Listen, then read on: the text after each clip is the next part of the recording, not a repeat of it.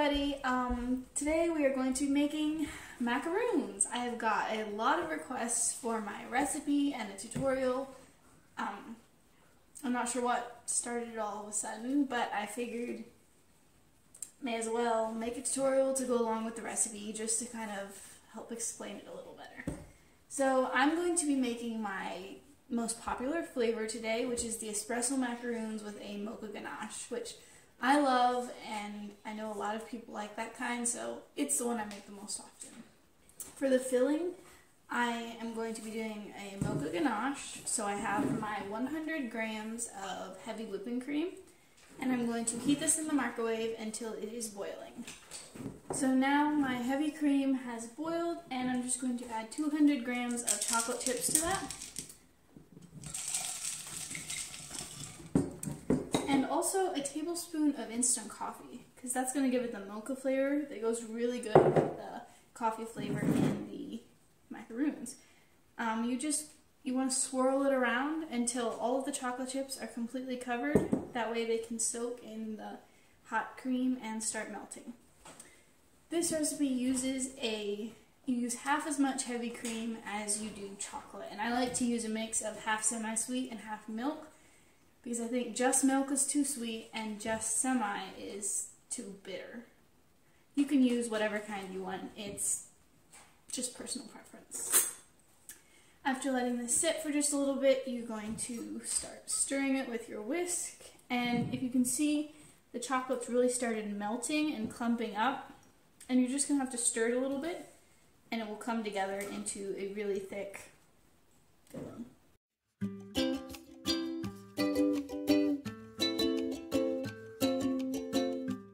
Okay, so as you can see, it has all come together. It's a nice thick filling. If you have any little clumps of unmelted chocolate, you can take this back into the microwave just for a few seconds at a time and then whisk in between each one until your filling is completely smooth. Then just put it in the refrigerator or freezer and let it solidify until you're ready to pipe it in between your macaroons. For the actual macaroon shells, I use an Italian method just because I think that it gives a thicker shell. It's more full, there's less hollows, and it's just more of like a satisfying bite whenever you eat it. I did use the French method for a long time, but I've come to find that I think I prefer the Italian. So to start off, I have 212 grams of powdered sugar and 212 grams of almond flour. Now, I've sifted each of these once whenever I measure them, but I'm going to sift them for a second time together into the same bowl so that they're nice and evenly mixed and well sifted.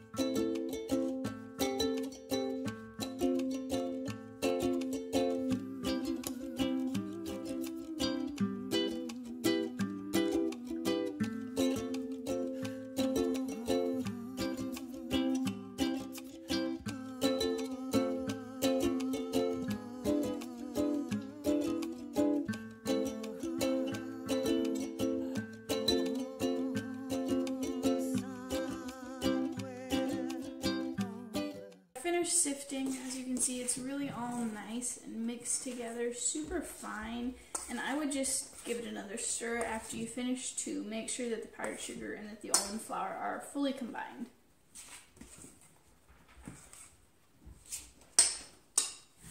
So now I will just set this to the side. Now, the Italian method for French macaroons uses a simple syrup to stabilize the meringue so that there's less of a chance of them falling. So I'm going to start with the simple syrup. I have 158 grams of water, put that in a bowl, and add 236 grams of granulated sugar. And I'm just going to put this over the stove and let it heat until it reaches 248 degrees Fahrenheit, which is just the perfect temperature. You do not want to let it go over, or else it will become a hard crack and it will solidify way too quickly and it'll mess up your whole thing. So only until it reaches 248 degrees, and I'm going to let it start heating right now. Now it is time for our egg whites. It is 172 grams of egg whites, and I already have those done, and then I separate them into 82 grams and 90. And you want to heat these up in the microwave just for a little bit, 5 to 7 second intervals, stirring in between just till they're barely warm. I know a lot of macaroon recipes say that you have to have aged egg whites, but I have never found that to be true. Mine, it works just fine for me without it, so I'm just going to keep doing what I'm doing. I'm going to take these 82 grams of egg whites and add it into my powdered sugar and almond mixture.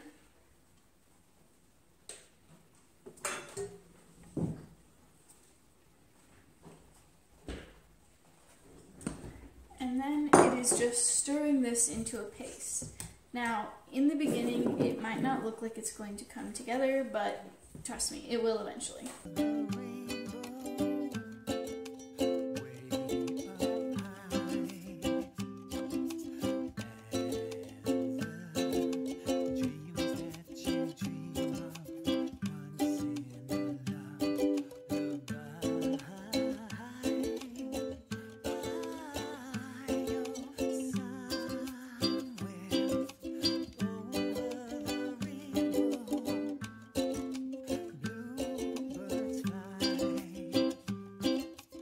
Once you have it fully combined, it should look like this. Just a very thick paste, like super stiff, almost like a dough consistency. And we're just going to put that to the side for now. Okay, now it is time for our meringue. So take your 90 grams of egg whites that you had in the other bowl and put that in your mixer. Make sure that your mixer is completely clean, that you don't have any soap or anything like that left inside of it, because that will, it fights against the egg whites when you're trying to stabilize, and it will cause issues with your meringue. And then a tablespoon of sugar and a tablespoon of instant coffee, and I sift both of those just to make sure that there's no lumps in your macaroons. Just add that straight into your egg white mixture.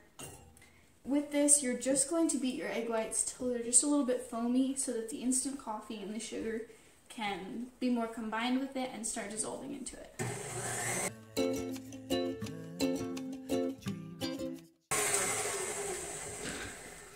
So this is about what you want it to look like. Just foamy, lots of little bubbles on top of it. Nothing, you don't want it swelling up yet, no whipping. So my simple syrup has reached 248 degrees Fahrenheit. It is really, really hot. I'm just going to turn my egg whites on to high speed and carefully pour the simple syrup in a really thin stream while letting it whip. It will whip until it is stiff peaks and the bowl is just about cool to the touch again.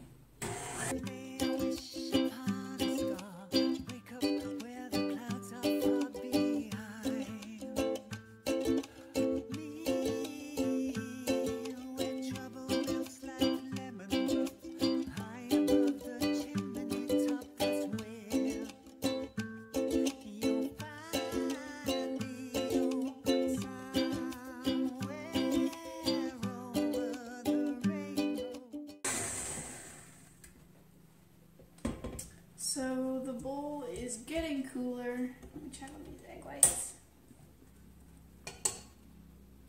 They're getting stiffer, yes, but see the curve of it, we want it to stand up nice and tall. So just a little bit longer, they're not quite there yet.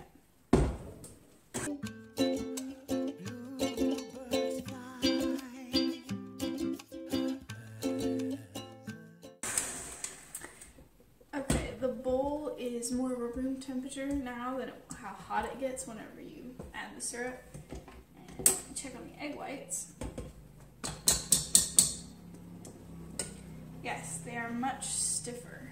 It holds up in a stiff peak. So I'm going to clean the whisk out.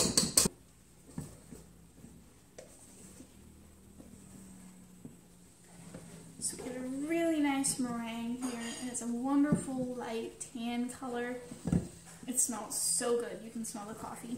So now we're just going to take this paste that we made earlier and we're going to add just a big scoop of the meringue to that.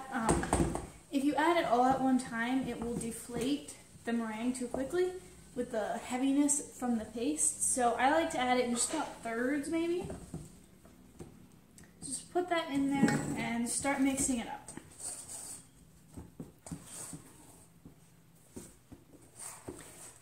This is going to be a little bit difficult at first to get it combined, but with some elbow grease it will come together eventually.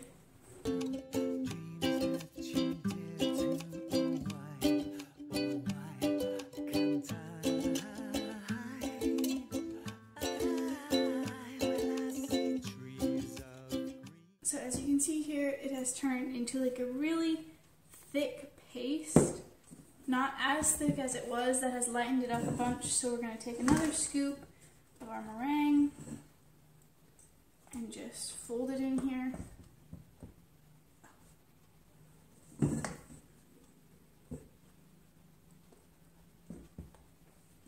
Now you're just going to fold this in just like you did the other one. And there's kind of a folding technique here that you want to use. Go all the way around the bowl and then through the middle and press it up against the side. And just do that over and over again, and it helps keep the air and the meringue and just fold the paste in.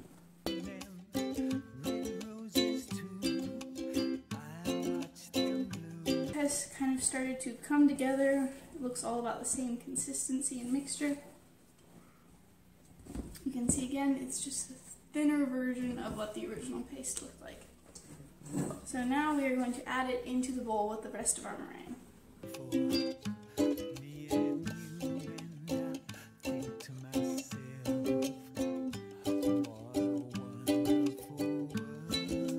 So now you're going to use the same folding technique, just scrape it all down around the edges and push it up through the middle.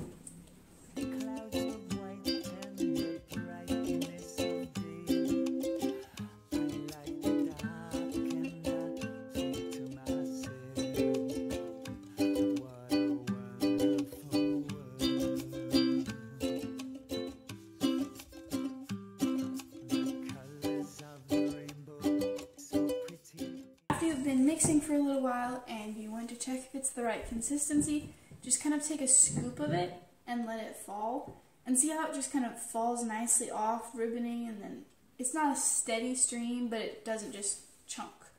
A lot of people say to look for the consistency of hot lava. I've never seen hot lava. I don't know what that looks like, so just kind of a nice run. You can also test it by scooping some up and making a figure 8 in the bowl, and it should take it about 30 seconds to dissolve back into the batter if it is the correct consistency. I think this is about right, so now I'm going to pour some into my piping bag.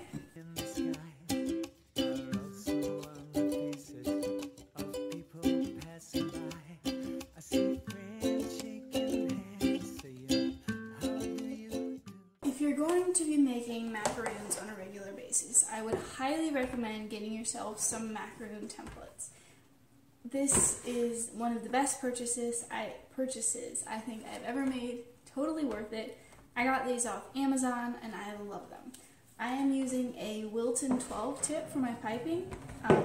I think it's the perfect size, but you can pretty much use anything that you have on hand as long as it's not too big or too small. That's not right. So just smooth your macaroon batter down and get your end right. Once your bag is ready, you just want to start in the middle of the template and keep your bag completely steady at a 90-degree angle and press. The batter should spread out and while the tip stays in the same place. When you're finished, release the pressure and give it a little twist. That twist will stop the batter from making a point on top of it, and it should also settle back into your macaroon to make a smooth top, especially if you have the correct consistency. You just continue on doing that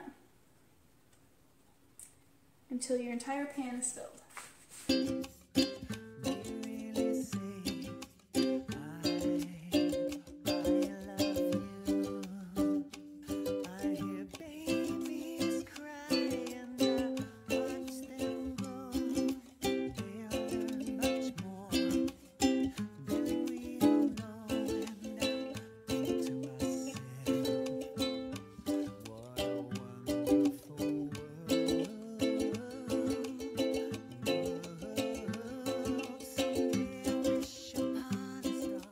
once you have an entire pan finished, now is the loud part. Find a nice countertop or table or something really solid and just bang your pan down against it. I would say 5 to 7 times, then flip it and do the same again. This is bringing the air bubbles that the piping bag left in the macaroons to the top, because you do not want those in it while they bake or else it will cause hollow. And now I like to take a toothpick and just go through and pop all the little bubbles that you see near the top of the macaroon that haven't completely popped yet.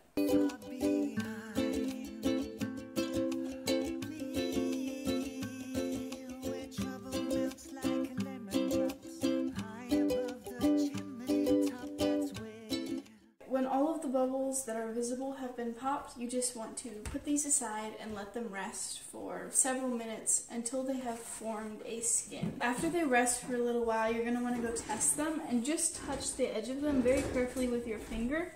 And if it comes off completely clean and it just makes a little imprint in the side of it, that should fill back up, but if there's no sticking to your finger, it's completely smooth whenever you touch them. Then you know that they're ready to bake. Bake them at 325 for 10 to 13 minutes, something about that, flipping halfway through, just to make sure.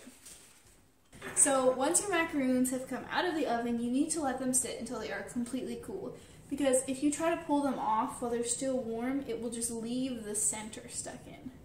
And see, this is what the perfect bottom of the macaroon looks like. It has a little bit of the pattern from the mat, and it's just completely smooth. I like to use my offset spatula to get them off the mat. You can just slide them underneath it and it releases perfectly. These are perfect batch. They worked out so well, and now it's time to fill. I have my ganache in my bag. It has solidified enough. Now you're just going to take it and make a ring all around. Not completely out to the edge, just keep giving a little gap there so that when you place the lid on, it can push out. Now, if you're going to put a filling in, or if you're going to put a center in your filling, now would be the time to do it. Make that ring and put your other filling in there, but as I'm just doing one, I'm just going to keep going and fill that in. And once you've done that, just take your lid and press it on gently, swiveling it around so it all slides down nicely. As you can see, it lines up perfectly, and it has got a really nice macaroon with a nice ring, no little edges in the filling. So, I'm just going to continue doing this until my pan is complete.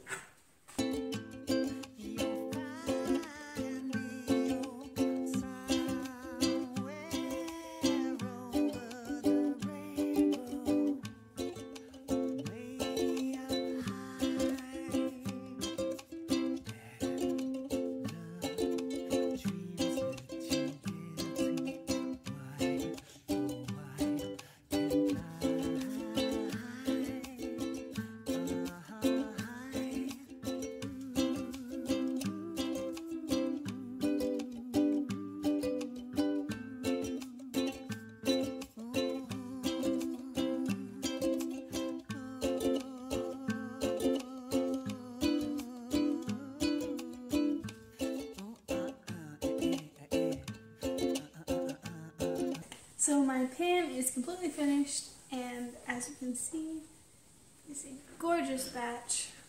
The beautiful feet, the filling is perfect. Just an all-around really nice pan right here. I hope this helped you. I hope that you take up macaroon making and have fun while doing it.